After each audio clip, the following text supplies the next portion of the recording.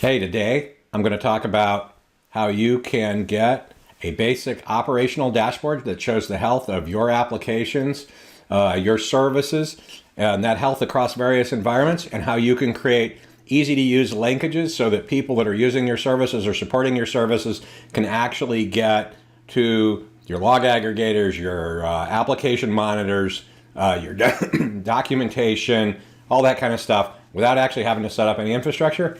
How can you do that? Easy. You can do it with a Chrome plugin. So the demo for this is actually going to be the IsItUp Chrome plugin. I've used this. We use this where I'm working now, and we use it on a Macs and on PC. So I'll show you how this works.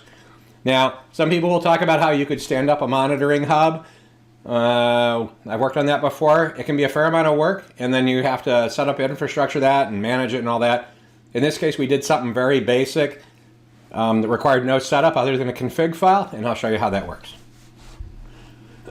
So if we go over here to the plugin itself, you can see pretty much that this plugin is describing the health situation for a series of applications. We actually have 5 here, 4 internal apps and 1 external. And the health of those applications across 6 different environments. In this case, we're pretending that some of these applications are deployed in 2 cloud environments, and then we have 4 lower environments where we do development and QA. I've got this 1 external service. This has actually turned out handy for me before. Sometimes we rely on external data services or a credit check or some social media link or something like that. And you want to know whether they're up or what their current condition. And you also may want to add links to their dashboards, that kind of thing. So let's look at one cell here. The not applicable is pretty obvious. It turns out this is a JSON config file that defines this, so you can actually distribute this to people on your team. They install the plugin and you're up. So for the ones where we do actually see one, so like here's an external service. I'm just going to talk about it because it's the simplest box. So if you look at this 200, we know that this service actually returns a 200. If I want to see if it still returns a 200, I can hit the refresh button here. When I click on the 200, it'll actually show me the response headers for that 200 that we got back. So we actually use this. Sometimes we'll either go against the health check node that returns nothing, or if you're like a Spring Boot person, Spring Boot, or you're using something else that has like an info URL, sometimes we'll put the 200, the health check actually on the info URL. That might be one that's internal where we actually get a little more data back than just, hey, I'm up. So this one here has no other linkages, and the reason for that is it's an external service, so I don't have access to its application dashboards. I don't have access to aggregated logging. So if we were to pick one of the production environments here, I'm going to pick one of these out here. So this is, the icon's still messed up. Okay, so I'll look at that one because it's an example. So if we look at this, weird. Okay, so if we look at this here, I'm going to look at this 200. So this one here in prod, web service 2, it turns out I actually have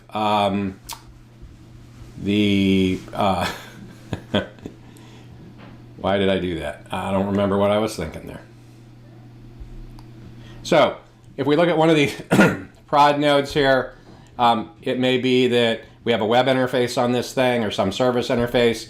So maybe I put the link to the actual application itself, and then I put a link to the cloud dashboard so that anybody that's looking at this service actually could click here, they'd log into their federated or standalone login, and they would have access to the cloud dashboard.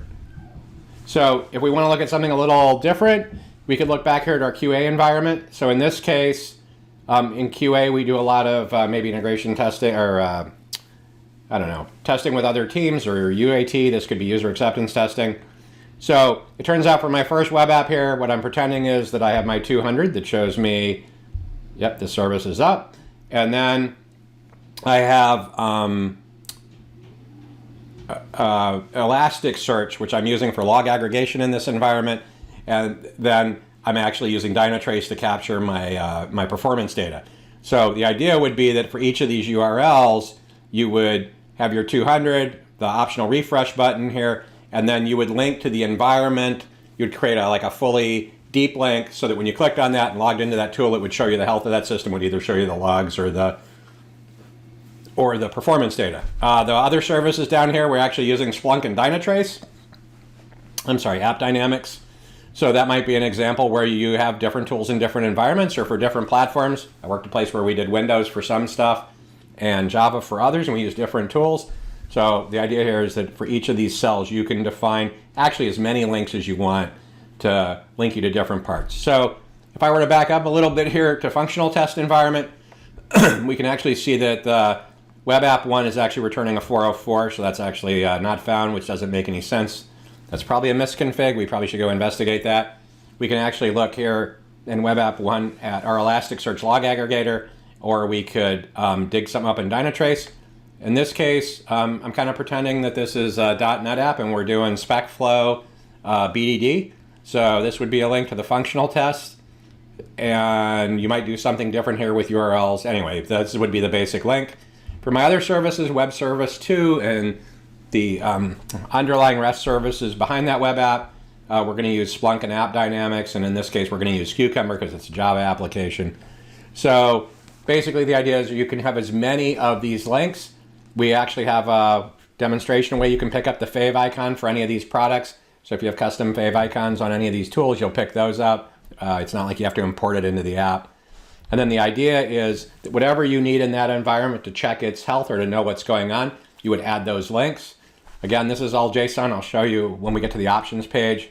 The last one I did, so these are all kind of like the operational different environments maybe that we're looking at. A lot of places only have 3, dev, QA, and prod. I just picked a couple extra here because like in our case we have like 8. So in dev it's a little different. What I kind of think here we're looking at doing for our environments with this, and you might decide to do this or not, we actually have API documentation, and what we'd really like to do is hand out this dashboard to people that work with us and be like, oh, by the way, here's our API documentation also. So I'm pretending we're using Swagger here. I might also have a build server in this environment, and I want to look at the build health or what the CI build looks like if I were to pretend this is continuous integration. So here I actually just put a little icon for Jenkins. And then since we all believe in code quality, we want to deliver a better product, or we're hoping that the product we're actually using is better. In this case, I put a little link for Sonar Source or Sonar Cube. That's a pretty cool dashboardy thing that'll give you a feel for how well your applications meet different metrics. The last 2 things that are pretty popular with our team, we tend to have a wiki page for each of our services.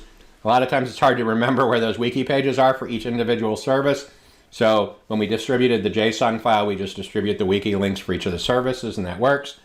And the last thing would be the source code control. So maybe if you're not a developer, you won't need this, but if you wanted to know for each of these services kind of where the source was for that and where its current state is, you could put links to that. So it's really not a big deal. You can kind of do whatever you want with this. Basically, you've got a primary entity, and you can pick any URL that will return any of the 200 or 300 that represent success, everything else. And that'll give you an idea whether these are up or not. We do these a lot of times when we come in the morning. I'll hit this panel and then look and see what the current health of the dashboard is. Again, the thing I really like about this is, it was actually written by a friend of mine, not me, is that you can set up a dashboard without actually standing up any infrastructure. So the last piece I wanted to show you is just the options page. There's a couple different options here where you can do auto refresh. You can also actually allow individual refresh, so you can refresh those individual nodes. If you set no here, the little recycle button goes away. And then the last piece here is it's basically a JSON file currently. This might change to YAML files. But basically you have a programmable title and programmable column and row headers. And then you have a nested structure that represents each of the cell values. So in this case, if we set it up for not applicable, none of the other things came up. But each of these cells is individually customizable. And it's pretty useful. I actually find that I use this now more than our website because I can just load this into the Chrome plugin, and then I don't have to worry about it. We don't have to keep anything stood up. So I thought you'd like that. If you find this interesting, try it out. It's called IsItUp, and it's available in the Chrome store.